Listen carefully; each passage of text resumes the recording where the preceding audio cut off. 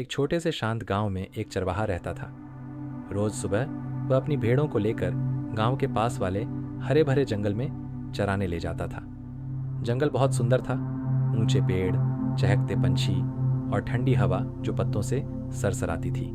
लेकिन चरवाहा अकेलापन महसूस करता था। हर दिन वही भेड़ें चर रही होती और वह अकेला बैठा रहता था। उसे मज़ा नहीं आ रहा था। एक दिन उसने मजाक करने का मन बनाया। वह जोर से चिल्लाया, शेर आया, शेर आया, जल्दी आओ।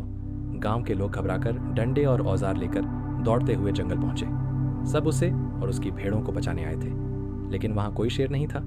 चरवाहा एक पेड़ के नीचे बैठा जोर जोर से हंस रहा था। गांव के एक बुजुर्ग ने गुस्से से कहा, अगर कभी सच में शेर आ गया तो कोई नहीं आएगा। चरवाहा बस मुस्कुराया और कंधे उचका दिए। कुछ दिन बाद उसने फिर वही किया। फिर जोर से चिल्लाया, शेर आया, मदद करो। गांव वाले फिर दौड़े और फिर उन्हें वही मजाक मिला। अब सब नाराज हो चुके थे।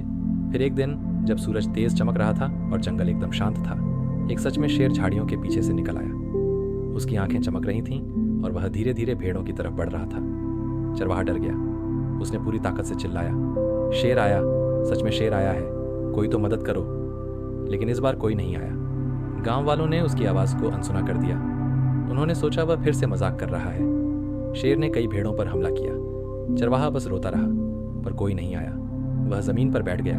आंसू उसकी आंखों से बहने लगे और उसे अपने झूठ पर गहरा पछतावा हुआ।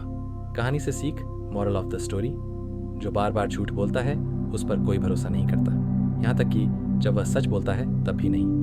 अगर आप भी चाहते हैं कि आपके नाम की वीडियो बनाई जाए तो लाइक, सब्सक्राइब, शेयर करें और कमेंट सेक्शन में जाके अपना नाम और कोई भी प्यारी सी स्टोरी टाइप करें, ताकि मैं आपके लिए बहुत ही ज़बरदस्त स्टोरी बना